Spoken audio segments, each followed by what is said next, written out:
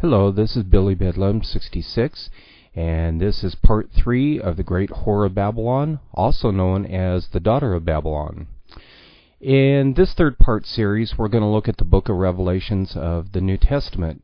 It is in this book that we read about the actual end times of the world, also known as the end of the age, where there will be a great war, a great famine, the sun will become dark, and it is at this point in the history of the world where if Jesus did not return early, there would be no flesh left to save.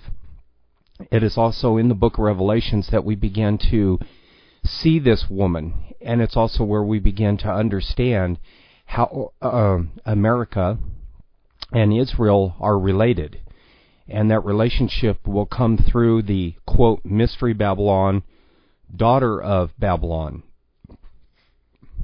Now, many people have suggested that Mystery Babylon is Jerusalem, and it's possible. The only problem with that is that Jerusalem is called Sodom and Egypt in the Bible, but they never directly relate it to Mystery Babylon, and Jerusalem will get pounded in these end days. Remember, judgment begins at the house of God. However, we're going to find out that there is a nation that is completely obliterated, and Revelations gives us more indications of that biblical prophecy. And remember from other two videos on the Great Harlot of Babylon that no scripture interprets itself. Every scripture can be found in other scriptures from other books of the Bible and from these prophets, and you will find that these prophets lived hundreds of years apart and thousands of miles apart. So there is no chance that these guys got together and decided to pull a hoax on us thousands of years ago because they didn't know each other. That further affirms to the world that the prophecy is coming directly from God, because no man by himself has a capability of seeing into the future and knowing what's going to happen without a revelation from the Creator. So in this instance, in this video, we're going to deal with the book of Revelations. Now remember, the book of Revelations is a book of symbols. If you read there very carefully in the book of Revelations, you will find there's things that are just physically impossible for humans to do, and things that make no rational sense. For instance, angels standing at the four corners of the earth. Well, the earth is round. That is a metaphor. Basically, the angels are standing everywhere where they can cover the whole earth to get ready to execute God's judgment on man. That's what that really means, is that they're in every area of the world. And we use this metaphor to this day. You always hear people say, "Oh, we're going to have to travel to the four corners of the world to find this monument or this, great treasure or whatever." So we use this all the time, this metaphor. So that's what you'll find there with that. So we're going to go into Revelations, and you will see the Bible verses scroll by. I don't need to really read off each one. You can kind of figure it out on your own, and you can kind of look at it and see which country it really does sound like. Does it sound like Rome? Does it sound like Israel? Does it sound like Mecca? Some people believe that's Mystery Babylon, is Mecca. You will find that people point fingers at a whole slew of countries and political systems, but they very rarely, if ever, look back at America or Israel. They just don't want to touch it. So here we go. We're going to go through these Bible verses, and they will scroll slow enough so that you can read them all, and you can kind of make up your mind on your own.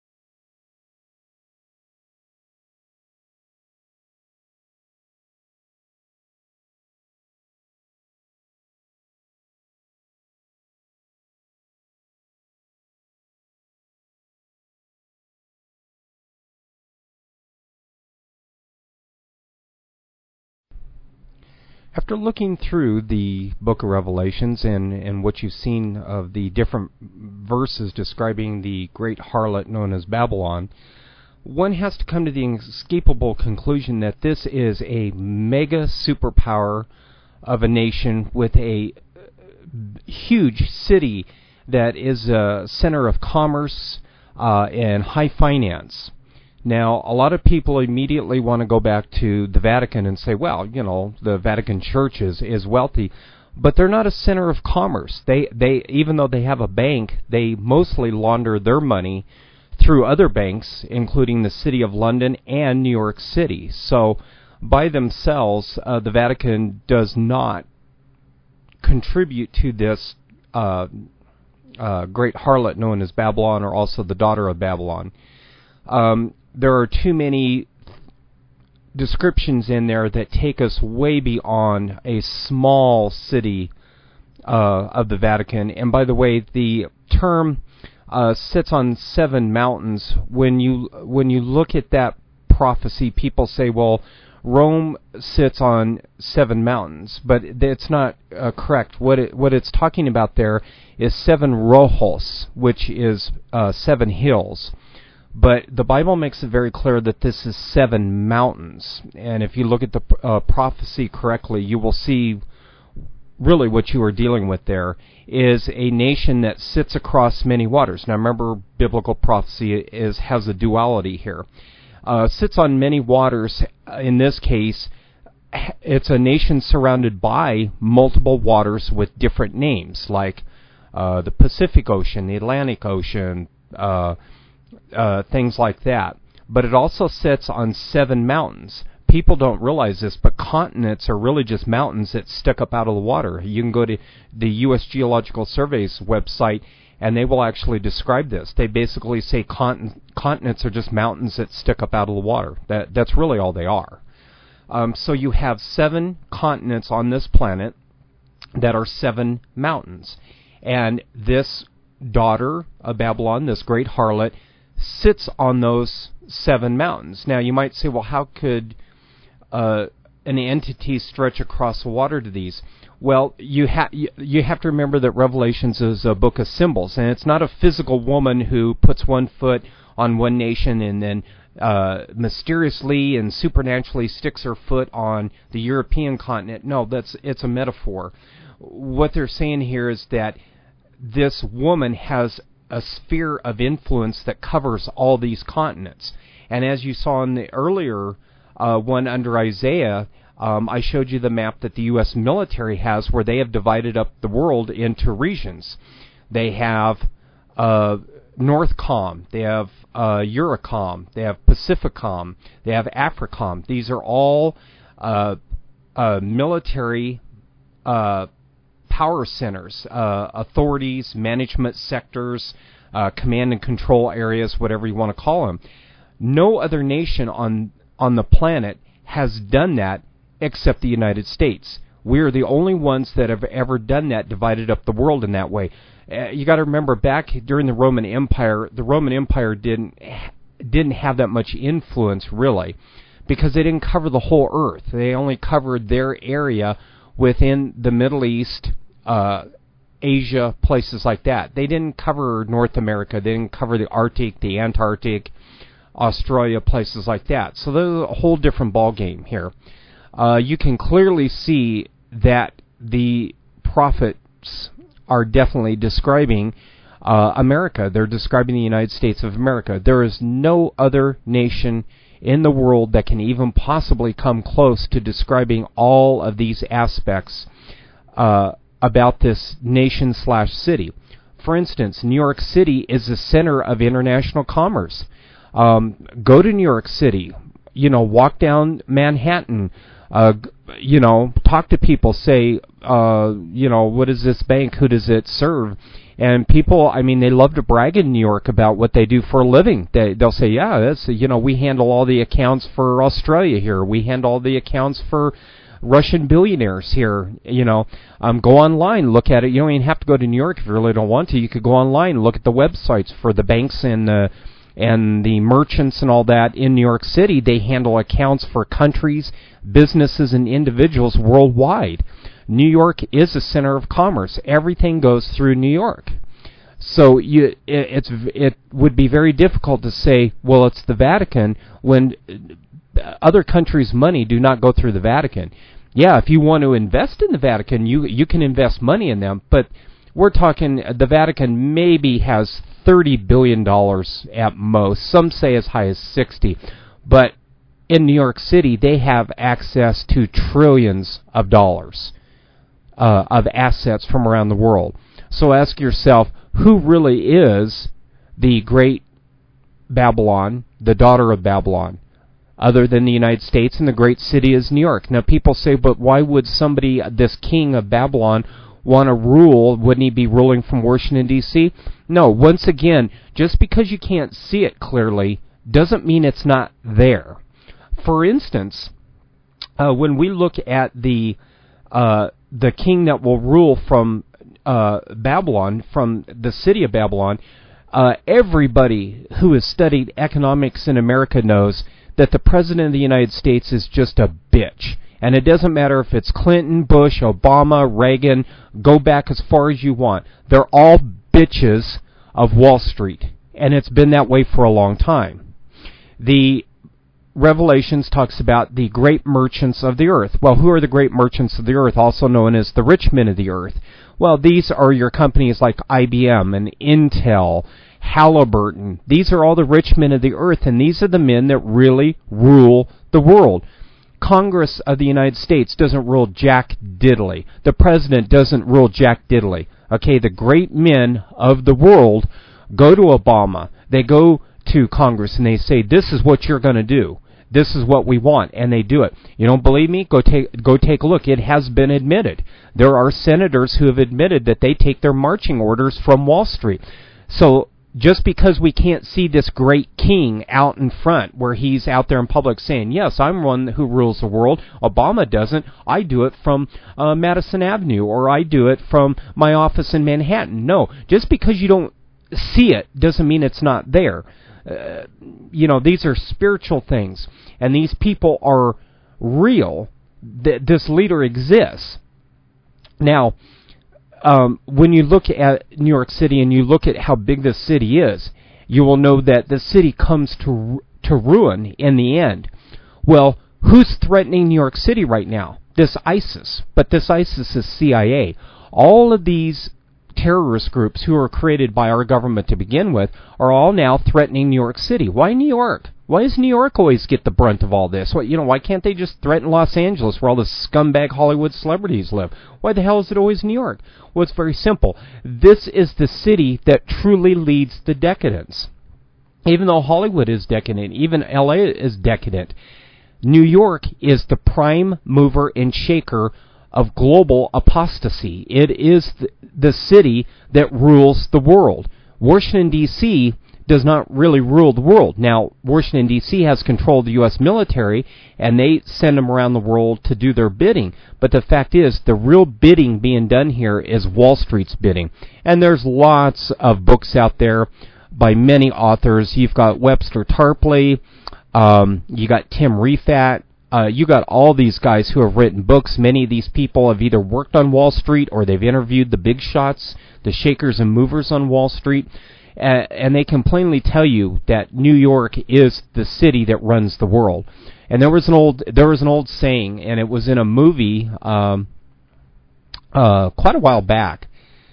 And in this movie, an actor, I can't remember who it was now, he said, he was talking about New York City. He said, if you can make it here, you can make it anywhere. And that's true. New York is a much tougher city to get by in than in Los Angeles. I mean, if you've got drive and you've got motive, you can make it, in Los Angeles, no matter what you do, whether you're in show business or real estate or whatever. But New York, you go to New York, people get run over in New York. Most people, they go to New York, they don't last very long. They got high hopes and dreams, and they get their butt handed to them, and they end up going home. So New York is a tough city, and it's a tough city because it's the leader in everything. It's a leader in high fashion. Forget about Milan, forget about all that. All the Europeans, they have their own little fashion societies, and that's great. I mean, people are known for their fashion in those countries too.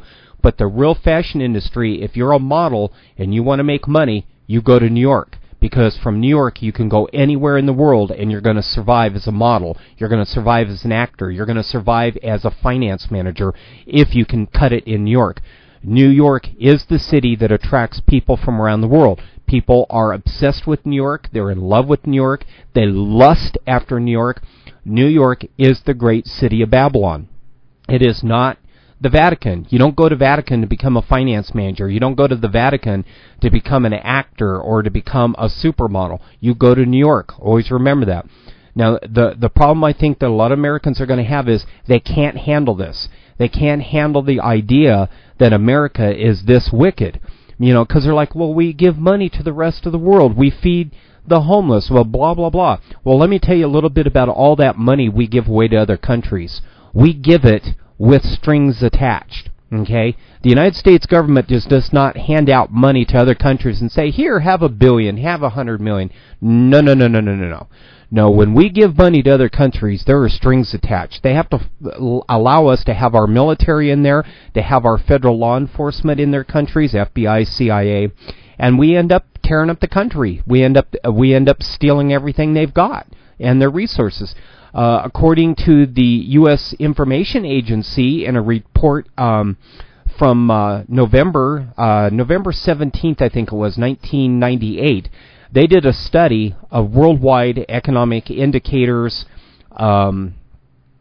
consumption of natural resources, that kind of thing, and they found out something very, very shocking, that the United States, the people of the United States, consume 45% of the world's resources. Now, you think about that for a minute. 45%. We consume 45%.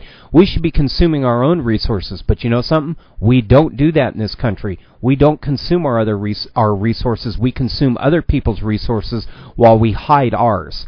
And that's another thing about Mystery Babylon. She is very, very rich in the end days. Very, very wealthy. And God will destroy that wealth in 1 hour, and He will destroy this Babylon in 1 day. So I want people to think about that for a minute and understand what you're dealing with. I know you love America. I know you love living here. So do I. I mean, where in the world could we have the standard of living that we do here? Nowhere. You know, maybe to a certain extent in London and in England in general. Russia seems to be halfway decent. You could probably get by decently there. The same way in like Hong Kong or Shanghai. You could probably have a decent standard of living, but you're not going to have access to the kind of things that we have access to in America, though. At the end of the day, we have an extremely high standard of living, and as you've read in the verses that describe this great harlot of Babylon, her rich live extravagantly, even more so than in Europe. You know, you go to Europe, you go to Asia, yeah, they've got their billionaires, but they don't really live the high life like our billionaires do. Yeah, they've got nice homes and they've got billions in the bank, but they choose to put their money into their country and into their people. Whereas in America, the billionaires refuse to put their money into their own companies. My mother worked at General Motors for 42 years, and you know they were using when she retired in 2004. They were still using 30-year-old dot matrix printers for just to print regular statements and news off the GM network. 40-year-old dot matrix printers because they didn't want to upgrade. I've seen companies. I worked for one right out of college. I wanted to get experience in working, even though I had a degree in graphic design. I wanted to do kind of the, not really fashion, but anything related to material like you'd use for clothes or window shades and curtains and that. So I got a job working at a company where we were helping to design all these various window shades, and they were very, very expensive. They looked like curtains, but they were considered shades, but they were made not out of plastic like cheap shades, but they were made out of these very nice cloth materials. And when I would punch up the different materials that we would use for a design, we were working in Windows 3.1, and this was in 2000, and we were working in Windows 3.1, and this was a multi-billion-dollar international corporation. So you have to understand that American corporations do not invest their money in their people or their businesses. They yank all the money out and they store it in bank accounts. They store up their riches. And the Bible speaks against this type of thing, of heaping up riches in the end days. Whereas you can almost have respect for Russian or even Asian billionaires because they put their money back into their businesses and their people. For instance, in Russia and Asia, their people outstrip American college graduates. Now, you don't hear much about Russia and their people outstripping American graduates because everyone still hates Russia, so they don't talk about them. But when it comes to Russian and Asian college graduates, they kick the living crap out of American college graduates. And you wonder why American college graduates can't get jobs? That's why. Because they're useless. They come out of college and the only thing all they know is Johnny had 2 moms, and that they should think about getting in touch with their gay side or their feminine side. That's what they teach in American universities. Good luck even sitting in a high-level math class in America and not be taught a bunch of perversion and drug addiction and alcoholism and media attention-centered garbage. You know, I've sat in math classes where the professor spends more time talking about his gay friends than he does teaching math. This is what's wrong in America. And this is why a lot of the Asian kids, even though they come here, they stake out who these professors are before they take their classes. They do research and they find out. And if there's any hinkiness, and I've talked to Asian kids and they said, we won't take Professor so-and-so classes because he's a pervert. And all he wants to talk about is sex and parties and drugs, and we're here to learn engineering, we're here to learn mathematics. I'm not taking that guy's class. And that's why you'll see that the Asians do a lot of research before they take American college classes. So when you look at Revelations and you look at the description of the Great Harlot of Babylon, America fits it because we're proud, we're arrogant, we're heaping up treasures, we're stealing from the rest of the world, we're trying to enforce our will on the rest of the world. We have a high standard of living, yes, but our people are uneducated. You'll find today that you have millions on welfare, millions on Section 8, millions on food stamps, because they can't compete with the rest of the world. And this is the downfall of this great harlot called Babylon. So anyways, that was the section for Revelations, and I hope that you were able to get something out of it. Like I said, if you reject it, I mean, that's fine. Nothing I can do about that. And, you know, people are going to reject this. They're going to say it's the Vatican, or they're going to say that it's Mecca or whatever. And if that's where you want to go, that's fine. But none of those entities fit this. So, but anyways, that's the end of this section. And in the next section, I will take each one of these Bible verses and I will fill out below it all of the things America has done that fit that Bible prophecy, and then we'll go from there. So, anyways, thank you for watching this video. I hope it wasn't too long. Leave your comments if you think it was too long and should be shorter, or maybe if you want this whole thing done as one video, I can put all these together and make it one. And I think that's it. So, anyways, thanks for watching. This is Billy Bedlam 66. Bye.